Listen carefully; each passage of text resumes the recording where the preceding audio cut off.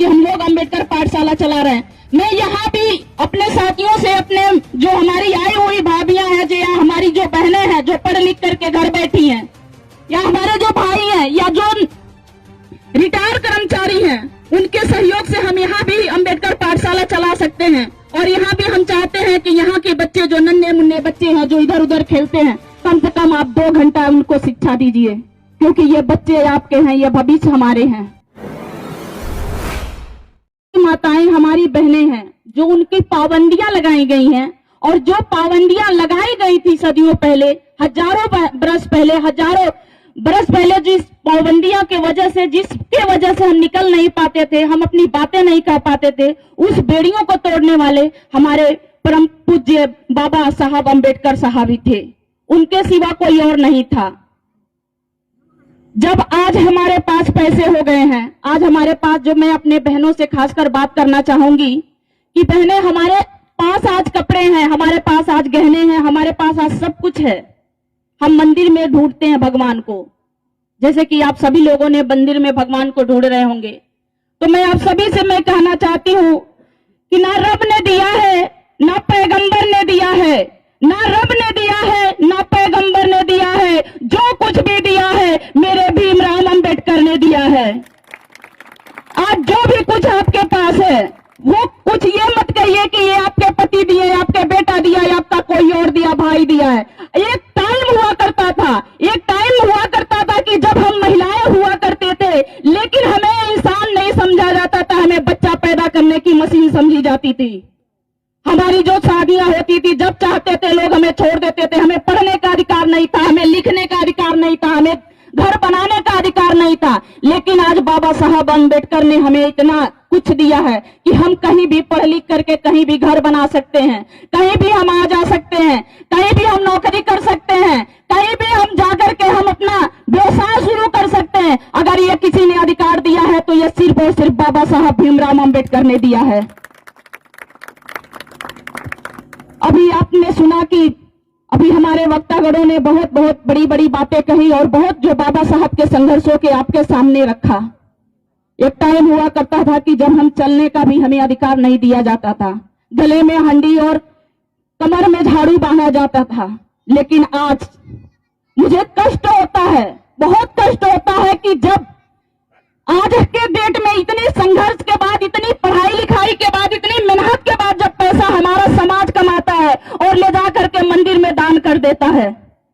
मुझे किसी धर्म से नफरत नहीं है, चाहे वो कोई भी धर्म है, सबका धर्म में बाबा साहब ने अधिकार दिया धर्म को मानने के लिए। आप सब धर्म मानो, लेकिन ढोंग से आप सतर्क रहो, ढोंग से सावधान रहना चाहिए आपको। अभी एक बहुत बड़ा महामारी से हम निकल करके बाहर आए हैं। आप लोगों ने देखा होगा कि कोरोना काल में बहुत सारे हमारे अपने खो गए। उस टाइम सबसे पहले मैं बात करूंगी जो बहुत ज्यादा बड़ा मंदिर होगा, जो बहुत बड़ा भगवान मंदिर, मिन्नतें मांगने पे मिन्नतें मिलती थी। लेकिन सबसे पहले कोरोना में, सबसे पहले लॉकडाउन में सबसे बड़ा मंदिर, बड़े से बड़े मंदिर को बंद कर दिया गया था। उस समय अगर कुछ खुला था तो बाबा साहब के संविधान से, जो उनके दिए हुए अधिकार से, जो हमारे भाई, जो सिपाही थे, जो डॉक्टर थे, जो नर्स थी, वो हमारी बहनें अपनी जान की बाजी लगा करके हमारे और आपके लिए, रक्षा के लिए वो दिन रात लड़ रहे थे। आज हमारे बीच और आपके बीच अगर कोई बैठा हुआ है, अपना निकल के हम बाहर आए हैं, तो आज सिर्फ और सिर्फ संविधान की वजह से आए हैं। अगर संविधान नहीं होता तो मैं आपको बता देना चाहती हूँ कि यहाँ पे जितने लोग बैठे हैं, बहुत सारे लोग कोरोना में बीमार पड़े थे और मर गए होते। उसमें से मैं भी पहले मर गई होती। सबसे पहले मंदिर को बंद किया गया। ये बताइए, सबसे पहले जब हमें भी मन करता है, मैं भी आप लोगों के ही बीच की हूँ, आपके ही बेटी हूँ, आपके ही बहन हूँ, और मैं अपने माता बहनों से कहना चाहती हूँ कि मुझे भी बहुत मन करता है कि मैं भी मंदिर में जाऊं, मैं भी जाकर के दर्शन करूं, मैं भी किसी दरगाह पर जाकर चादर चढ़ाऊं। लेकिन जिस वक्त एक बहन की, एक बेटी की, एक माँ की, एक जिंदगी को तार तार किया जाता है, एक मंदिर में तार तार किया जाता है, उस वक्त उस मंदिर का जो भगवान होता है पत्थर के रूप में बैठ करके और देखता रह जाता है, और हमारी बहनें, हमारी माताएं चीख चीख करके दम तोड़ देती हैं। उस वक्त कोई भगवान, कोई अल्लाह, कोई भी परवरदिगार नहीं आता है। जब भी कोई हमको अधिकार दिलाने आता है तो हमारे संविधान से बनाया हुआ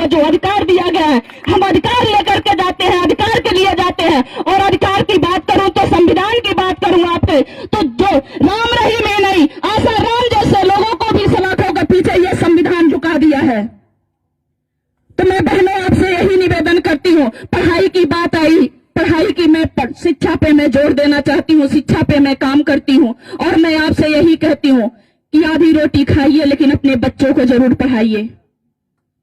जैसा कि हमारे जो राष्ट्रीय प्रवक्ता ने कहा कि जो दुश्मन है बहुत होशियार हो गया है। वास्तव में दुश्मन बहुत होशियार है साथियों, इतना होशियार है कि हम उसके चाल को जल्दी समझ नहीं पाते हैं। वो दिखाता तो सच में कुछ और है, करता कुछ और है। आप देखिए, उसको पता था कि अंबेडकर ने, एक ही अंबेडकर ऐसा था कि जिन्होंने हजारों वर्ष की बेड़ियों को पलट दिया, उसके अधिकार को उसको बर्बाद करके रख दिया, उसके सपने को मंसूबों में कामयाब नहीं होने दिया। अगर सारे अंबेडकरवादी पढ़ लिख लेंगे तो हमें एक एक मुट्ठी अगर करेंगे तभी हमको उखाड़ के फेंक देंगे और हमारा कुछ नहीं हो सकता है। इसीलिए उसने क्या किया, शिक्षा का दरवाजा ही बंद कर दिया। आप देखेंगे कि 50, 60, 70 साल से कोई भी नया भगवान पैदा नहीं हो रहे हैं। नया भगवान को पैदा करने की पूरी जिम्मेदारी ले लिया है उन्होंने हमारे सारे रास्ते को बंद कर दिया है। हम पढ़ लिख रहे थे, ठीक है, नौकरी नहीं लगी, लेकिन एक अच्छा राजगीर तो बन रहे थे, एक अच्छा मिस्त्री तो बन जा रहे थे, एक अच्छा उद्योगपति तो बनने की कोशिश कर रहे थे, एक अच्छा परिवार चलाने की कोशिश कर रहे थे। लेकिन अब वो भी नहीं चाहता है। वो चाहता है कि आप गुलामी हमारा कैसे करोगे और क्यों, किस लिए करोगे। तो साथियों, जब वो पढ़े लिखेंगे नहीं, जब हमारे पास कोई व्यवस्था ही नहीं रह जाएगा, तो फिर एक दिन हम मजबूर हो जाएंगे उन्हीं के खेतों में, उन्हीं के घरों में बर्तन धुलने के लिए, झाड़ू पोछा लगाने के लिए, और हमारे पास कोई रास्ता नहीं रह जाएगा। इसलिए मैं अपने यहाँ के जितने भी साथी हैं, यहाँ के साथियों से भी मैं निवेदन करती हूँ और कहना चाह रही हूँ कि साथियों, जिस तरह से आपने व्यवस्था बनाई बहुत ही अच्छा बनाया है और आप लोगों के जज्बों को मैं सलाम करती हूँ, आप लोगों के जज्बों को मैं बार बार नमन करती हूँ कि आप इसी तरह से लगे रहिए। एक दिन जरूर ऐसा दिन आएगा कि हम अपने सपनों को पूरा करेंगे और ये भारत जो है बाबा साहब के सपनों का भारत होगा। साथियों, सबसे ज्यादा हमें शिक्षा पे ध्यान देना होगा। आप लोगों को पता होना चाहिए कि राइट टू एजुकेशन का अधिकार बाबा साहब ने दिया है हमें। कितना भी बड़ा स्कूल हो, कितना भी बड़ा कॉलेज हो, अगर हमारे बच्चे जो हैं, हमारे बच्चे छोटे हैं, अगर हम पढ़ाना चाहते हैं तो 25% हमारे बच्चे, जो गरीब लोगों के बच्चे हैं, वो राइट टू एजुकेशन के तहत पढ़ सकते हैं किसी भी स्कूल में, किसी भी विद्यालय में। साथियों, जो राइट टू एजुकेशन का जो पढ़ाने का है वो कोई भी हमें बताता नहीं है। उसका फॉर्म भी निकलता है मार्च महीने में, लेकिन उसको बस दबा करके रख दिया जाता है कि लोग जाने ना। इसके बारे में कोई ऐड नहीं देखने को मिलेगा। छोटी छोटी जो हमको बर्बाद करने की ऐड होती है वो दिन रात टीवी में ऐड चलता है, लेकिन जो हमारी शिक्षा की दरवाजा है उसके लिए कोई ऐड नहीं देखने को मिलता है आपको। आप चाहें तो आप लोग इस गांव से भी 10-20 बच्चों को आप राइट टू एजुकेशन के तहत आप लोग उनका एडमिशन करा सकते हैं। कम से कम हमारे बच्चे 8 तक, 10 तक, 12 तक पढ़ तो लेंगे। जैसा विद्यालय होगा, जैसा स्कूल होगा, वैसा पढ़ लेंगे।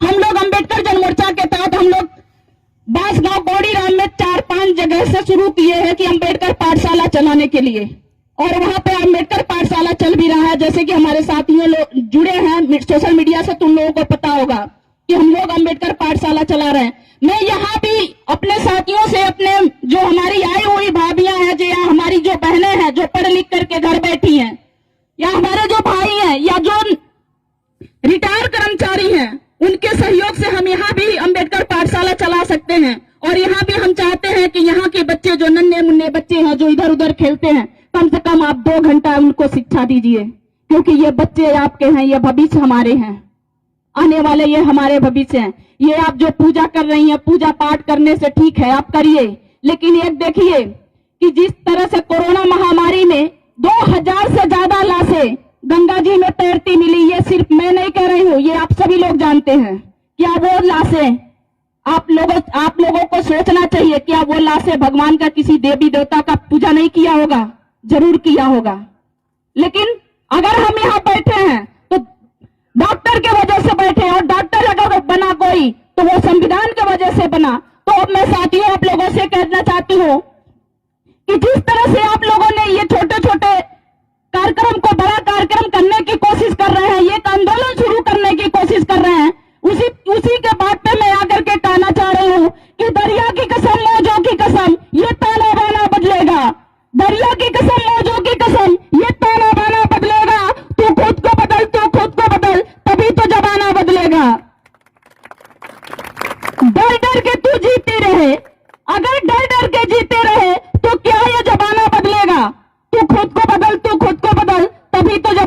मिलेगा। और मैं एक बात और अपने भाइयों से कहना चाह रही हूँ कि आप लोगों ने जिस तरह से यहाँ आने का मौका दिया, कोई भी किसी भी तरह से अगर कोई भी सहायता हमसे चाहिए होगा तो मैं पूरी कोशिश करूंगी कि मैं आप लोगों की सहायता करूं। हमारे पूरा अम्बेडकर जन मोर्चा का टीम पूरे आप लोगों के साथ है, आप लोगों के साथ हमेशा रहेगा। जहां भी हम लोगों की जरूरत पड़ेगी आप लोग हम लोगों से ले सकते हैं, हम लोगों से मदद आप ले सकते हैं। तो साथियों, मैं इन्हीं सब बातों के साथ अपनी बातों को विराम देना चाहती हूँ। उससे पहले कहूंगी कि वक्त बहुत कम है, वक्त बहुत कम है, पूरा जोर लगा दो। वक्त बहुत कम है, पूरा जोर लगा दो। कुछ को मैं जगाती हूँ, कुछ को आप जगा दो, कुछ को आप जगा दो। जय भीम। सब्सक्राइब करें आपके अपने चैनल समता आवाज टीवी को, बेल आइकन दबाना ना भूलें सबसे पहले हमारी वीडियो देखने के लिए।